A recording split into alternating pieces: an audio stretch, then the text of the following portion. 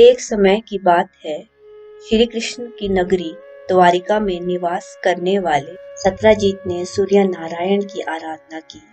तब भगवान सूर्य ने प्रसन्न होकर उसे संयमंतक नामक मणि दी। उस मणि को धारण करने से सत्यजीत साक्षात सूर्य के समान दिखाई देता था। ये मणि प्रतिदिन 8 किलो सोना प्रदान करती थी।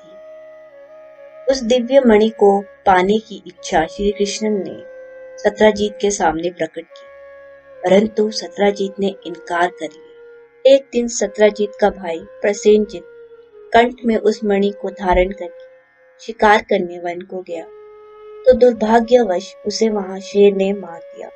संयोग ऐसा हुआ कि जांवत रीछ ने उस सिंह को मारकर मणि उससे ले ली और अपनी गुफा में आ गया। उस मणि को खिलौना समझकर जांवत का बेटा उससे खेलने लगा। इधर द्वारिका में ये बात फैल गई कि सत्यजीत द्वारा मणि देने से इनकार करने पर श्री कृष्ण ने ही उसके भाई का वध करवाया है और मणि अपने अधिकार में कर ली है। इस लोक निंदा के निवारण के लिए श्री कृष्ण ने अपने साथियों के साथ वन में पहुंचकर घोड़े सहित प्रसेनजित को और उसके पास ही एक सिंह को मरा हुआ पाया। उन्होंने वहां एक रीछ के चरण चिन्ह भी देखे जो भीतर गुफा में जाते हुए दिख रहे थे। ये देखकर श्री कृष्ण ने अनुमान लगाया कि रीछ ने ही सिंह का वध किया होगा और मणि ले गया होगा। तब श्री कृष्ण अकेले ही गुफा में चले गए। श्री कृष्ण के संगी साथी कुछ दिनों तक प्रतीक्षा करते रहे, पर थक हार कर वे घर लौट गए।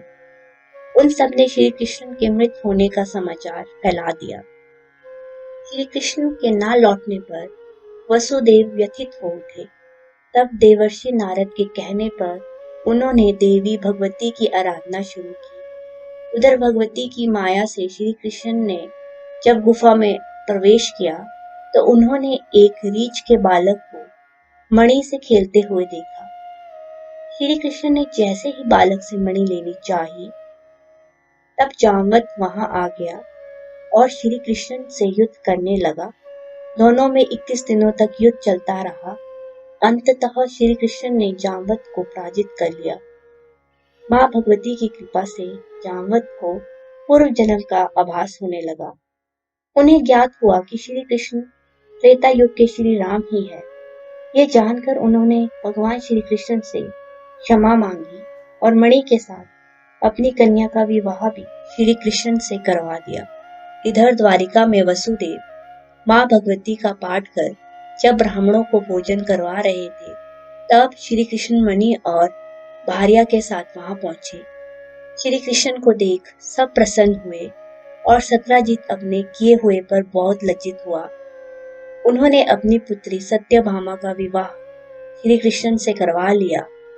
उस समय बाद श्री कृष्ण किसी काम से इंद्रप्रस्थ चले गए। तब शतधन्वा ने सत्यजीत को मारकर मणि अपने कब्जे में ले ली। सत्यजीत की मौत का समाचार जब श्री कृष्ण को मिला तो वे तत्काल द्वारिका पहुंचे। बलराम भी श्री कृष्ण के साथ शतधन्वा को पकड़ने के लिए गए। ये जानकर शतधन्वा ने मणि अक्रूर को दे दी और स्वयं भाग गया। श्री कृष्ण ने उसका पीछा किया और उसे मार डाला, पर मणि उन्हें नहीं मिली। बलराम जी भी वहां पहुंचे।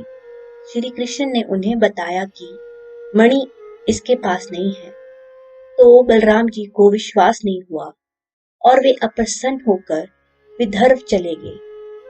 श्री कृष्ण के द्वारिका लौटने पर लोगों ने उनका बहुत अपमान किया। ये समाचार फैल गया कि मणि के लोभ में उन्होंने अपने भाई का भी त्याग कर दिया।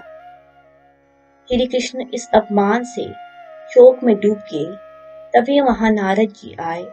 उन्होंने श्री कृष्ण को बताया, आपने भाद्रपद शुक्ल चतुर्थी में चंद्रमा का दर्शन किया, इसी कारण आपको ये लांछन झेलना पड़ रहा है। श्री कृष्ण ने पूछा, चौथ के चंद्रमा को ऐसा क्या हुआ है जिसके कारण उसके दर्शन मात्र से ही मनुष्य कलंकित होता है? तब नारद जी बोले, एक बार ब्रह्मा जी ने चतुर्थी के दिन गणेश जी का व्रत किया था। गणेश जी ने प्रकट होकर वर मांगने को कहा तो उन्होंने मांगा कि मुझे सृष्टि की रचना करने का मोह ना हो। गणेश जी जैसे ही तथास्तु कहकर चलने लगे, उनके विचित्र व्यक्तित्व को देखकर चंद्रमा ने उनका उपहास किया। इस पर गणेश जी रुष्ट हो गए और चंद्रमा को शाप दिया कि आज से कोई तुम्हारा मुख नहीं देखना चाहेगा। शाप देकर गणेश जी अपने लोक चले गए और चंद्रमा मानसरोवर में जा छिपा। चंद्रमा के बिना प्राणियों को बड़ा कष्ट हुआ। उनके कष्ट को देखकर ब्रह्मा जी की आज्ञा से सभी देवताओं ने श्री गणेश का व्रत किया। व्रत से प्रसन्न होकर गणेश जी ने वरदान दिया कि अब चंद्रमा शाप से मुक्त हो जाएंगे, पर भाद्रपद शुक्ल चतुर्थी को जो भी चंद्रमा के दर्शन करेगा उसे चोरी आदि का झूठा लांछन लगेगा और सिद्धि विनायक व्रत करने से सारे दोष दूर हो जाएंगे। श्री कृष्ण ने कलंक से मुक्त होने के लिए यही व्रत किया और कुछ समय पश्चात अक्रूर ने वही मणि श्री कृष्ण को दे दी। भगवान श्री कृष्ण ने वो मणि अपने जाति भाइयों को दिखाकर अपना कलंक दूर किया और मणि को पुनः अक्रूर को लौटा दिया। इस तरह श्री कृष्ण का कलंक दूर हुआ। पार्वती पुत्र गणेश जी की जो भी विधि पूर्वक पूजा करता है, उस व्यक्ति को धन, पुत्र, सौभाग्य और विजय की प्राप्ति होती है।